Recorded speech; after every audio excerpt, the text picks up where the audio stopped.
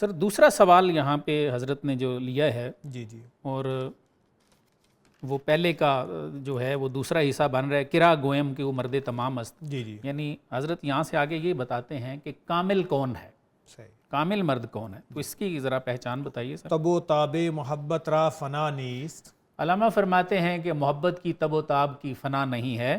یقین و دیدار را نیز انتہا نیست. ہاں، یقین اور دیدار کی بھی فرماتے ہیں انتہا کوئی نہیں.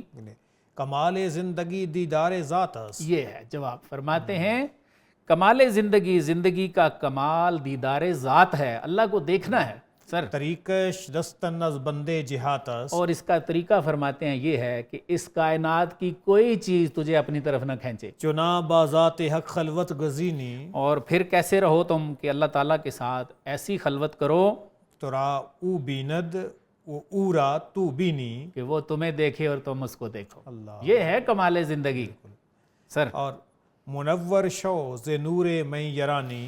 آگے فرماتے ہیں کہ جس نے فرمایا تھا نا من رانی فقد رائے الحق، جی یعنی حضور صلی اللہ علیہ وآلہ وسلم کی ذات اطہر، وہ فرماتے ہیں ان کے نور سے منور ہو، ان تک پہنچ بے شک بمصطفیٰ برساں خیشرا. کہ دی ہم آؤس. سر. بالکل.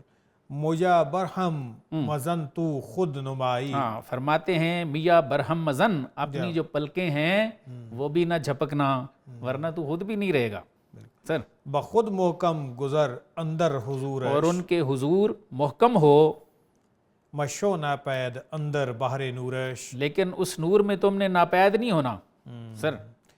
نصیب ذرہ کن آن اضطرابے. فرماتے ہیں اپنے ذرے کو وہ اضطراب دے کتاب در حریم آفتابے. جو حریم آفتاب میں بھی چمکتا رہے سر.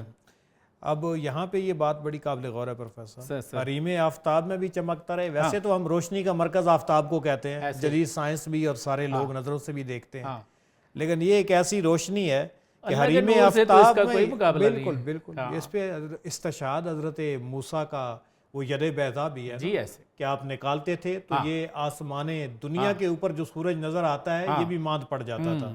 وہ سر مولانا کے استاد ہیں شمس تبریز رحمۃ اللہ علیہ. جی جی. تو پیر رومی فرماتے ہیں وہ ایسے ہیں جن کی خود ہی بیدار ہے. تو آپ فرماتے ہیں چو حدیث روح شمس الدین رسید، فرماتے ہیں جب شمس تبریزی کے چہرے کی بات آتی ہے، صحیح. شمس چارم آسمان سر در کشید، ہمارے چوتھے آسمان کا سورج بھی شرمانا شروع ہو جاتا ہے. شرمانا شروع ہو جاتا ہے. تو یہ وہی بات ہے کہ کتاب در حریم آفتابے سر.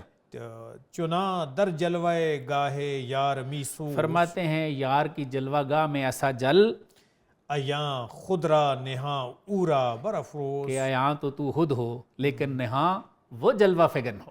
وہ جلوہ سر.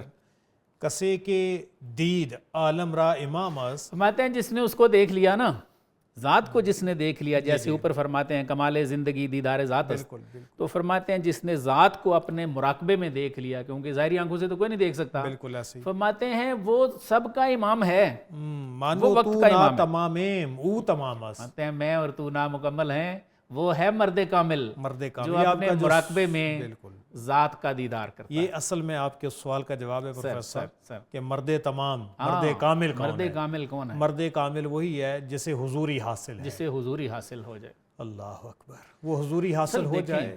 یہ ایک بات ہے ہماری کم آئیگی ہے کہ ہم میں سے اکثر پڑھے لکھے لوگ ان کی یہ منزل ہی نہیں ہے. نہیں ہے منزل. ان کی منزل کیا ہے کہ جی مجھے دنیا میں کیا مل گیا ہے، بالکل میں نے کیا کچھ پڑھ لیا ہے، میں سیٹسفائیڈ ہوں.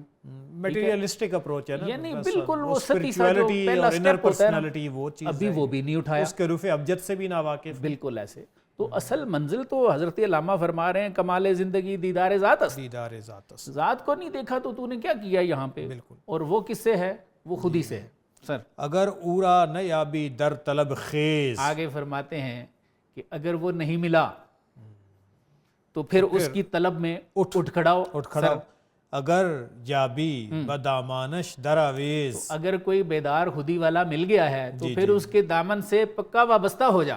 دیکھیں پروفیسر سر، جو یہ اصحاب ذکر اور معرفت ہوتے ہیں نا سر، ان کی محفل میں بیٹھنے والا یا قریب سے گزر کے جانے والا بھی معروم نہیں رہتا. بالکل ایسے.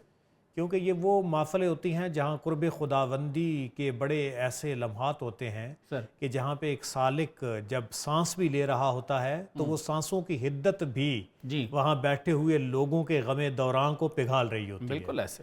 تو اس لیے جب ایسی افراد مل جائیں اگر یابی بدا مانش دراویز تو وہاں اپنے آپ کو منسوب کرنا چاہیے اور ان کے ساتھ اس پہ مرد صحبت اختیار کرنی چاہیے. مرد حر کا جو عنوان لیا نا حضرت علامہ نے اس میں بھی آپ نے یہی بتایا ہے کہ اندری عالم تو نہ یرزی با خسے تا نئے آویزی بدا مانے کسے کہ اس دنیا کے اندر تیری حیثیت ایک تنکے کی طرح بھی نہیں ہے جب تک کسی صاحب دل کے ساتھ وابستہ نہیں ہوگا. یہ وہی بات ہے کہ اس کی بارگاہ میں پہنچنے کے لیے اور یہ بہترین وسیلہ ہے سر.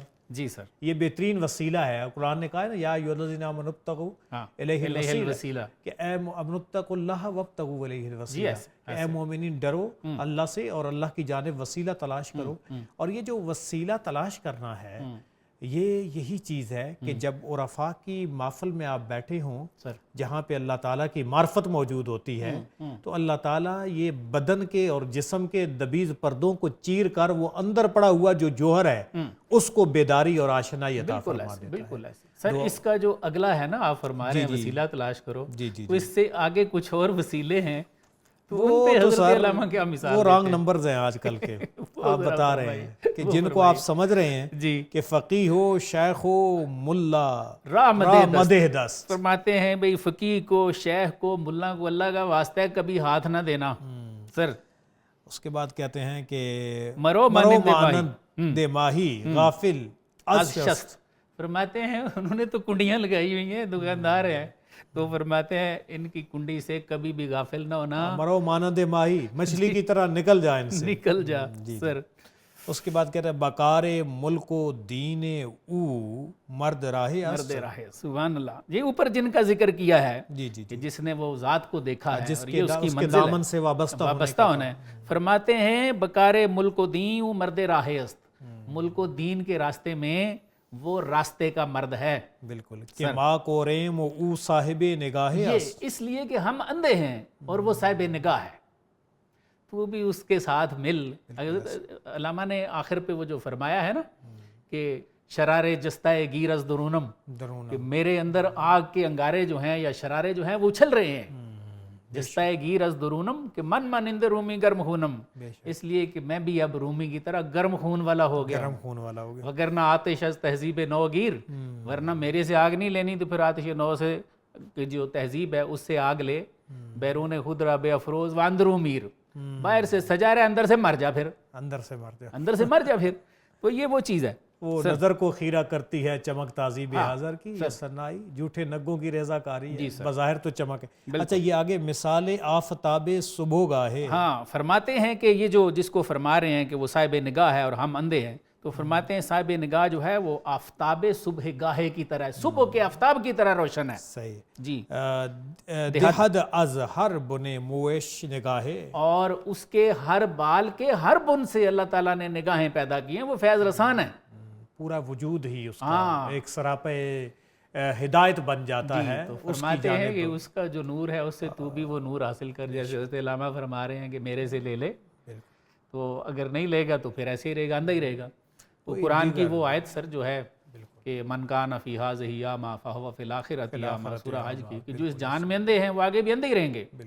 تو اتنا بڑا لوگوں نے یہ پروپیگنڈا ان لوگوں کے خلاف شروع کیا ہوا ہے, حالانکہ یہ تو فیض ہیں, فیض رسان ہے. اصل بات یہ سراپا فیض. بالکل وہ تن میں فنا ہے, اور اس خرد اور ان حواس خمسہ سے باہر نکلے نہیں ہیں. سر میں پہلے بھی سر کہہ رہا ہوں کہ یہ جو ذوق ایمان نشناسی تا نچشی, بالکل ایسے, جب تک اس میں کا ذوق کوئی چکھے گا نہیں اسے سمجھ نہیں آئے گا. کیا پتہ یہ کیا ہے, یہ حقیقت کی باتیں ہیں. بالکل ایسے. اور کوئی ظاہر بین اور ظاہری دنیا کے اندر کہے کہ میں اس کو سمجھ سکوں, جب تک خود نہیں چلے گا اس وقت تک اسے اس کی لذت بھی نہیں ملے گی اور کمالات بھی پتہ نہیں چلے گا.